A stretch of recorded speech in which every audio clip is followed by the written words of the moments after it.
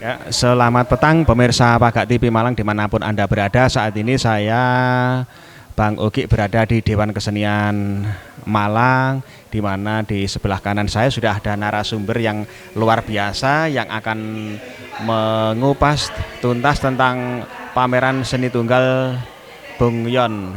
Selamat petang. Selamat petang, Mas. Ya, bagaimana kesan dan pesannya pada pameran lukisan hari ini sampai yang akan selesai nanti sesuai dengan jadwal yang ditentukan? Saya menikmati pameran Bung Yon kali ini ada sedikit terkejut karena dia energinya itu sangat terlihat muda gitu. Saya tidak percaya kalau yang melukis ini orang tua gitu. Dulu lukisannya ada seperti ini tapi sudah berbeda. Jadi ada tingkatan-tingkatan yang dia tetap melaksanakan bahwa dia seorang pelukis. Berani berontak, berani berubah, dan berani maju. Itu ciri khas seorang pelukis. Perubahan-perubahan yang paling menonjol menurut Bapak dari karya Bung Yon dari pameran tahun ke tahun ya? Saya melihatnya perubahannya itu banyak di bidang garis-garis kecil, tarikan garis-garis kecil, dan yang membuat orang itu tersedot, mata itu tersedot ke sana. Karena memang kelincahan dia dalam merasakan suasana estetikanya ya. Jadi dia cerdas sekali karena melihat itu kok benar di sini, dan dia lanjutkan dengan beberapa karya yang melihatkan suatu keutuhan antara brushstroke besar dan garis itu menjadi satu. Itu yang tidak semua pelukis bisa mampu untuk sampai ke sana.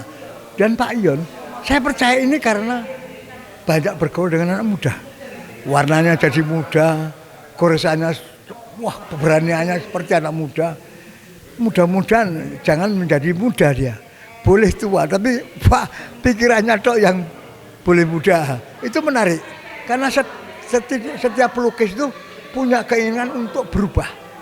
Loh, berubahnya Pak Yon ini karena bergaul dengan para seniman-seniman muda, juga seniman-seniman mungkin dia sering melihat era di YouTube ya, mungkin banyak perubahan abstrak yang istimewa. Ini yang dipelajari Bung Yon sampai ke titik saat ini. Saya pikir ini sangat diperlukan seorang pelukis dan mudah-mudahan nanti akan berkembang menjadi yang lain lagi. Tapi ciri khas Bung Yon masih sangat terlihat. Terutama unsur birunya itu tidak bisa ditinggal dia. Unsur biru yang sangat menonjol sehingga menyegarkan mata atau orang datang melihat lukisan itu langsung wow atau langsung pasti Bung Yon ini mencolok atau begitu ya menurut Bapak? Enggak, dia memang dulu senangannya warna biru. Dan itu memang kapan itu waktu saya tahun 90 berapa itu, 93 atau 94 itu bersamaan saya ke Bali ya. Yang gambar berdua gitu. Unsur biru itu tidak pernah lepas gitu. Saya lihat di sini ada, tapi birunya sudah berkembang. Bukan biru yang seperti dulu lagi. Birunya sudah menemukan sesuatu yang istimewa. Dan ada lagi brushstroke-nya sudah menemukan komposisi yang bagus. Itu Pak Yon. Kembali ke sosok Bung Yon yang dekat dengan anak muda. Itu apa pernah melatih dengan anak muda atau pernah memberi diklat atau anak-anak muda diajak ke Dewan Kesenian Malang atau diajak saat pameran atau komunikasinya bagaimana sehingga Bung Yon ini sangat dekat dan dengan anak muda mungkin ingin menularkan ilmunya? Bukan itu Mas. Dia dekat anak muda karena dia bergaul, ngobrol. Mungkin dia sering memberi nasihat karena dia punya jiwa yang bisa menjadi seorang pemimpin gitu. Jadi melihat pelukis lain tuh dia nasihat sedikit, diberi masukan, diberi nasihat, akhirnya jadi pelukis. Dan banyak itu terjadi karena Yon Mahyono.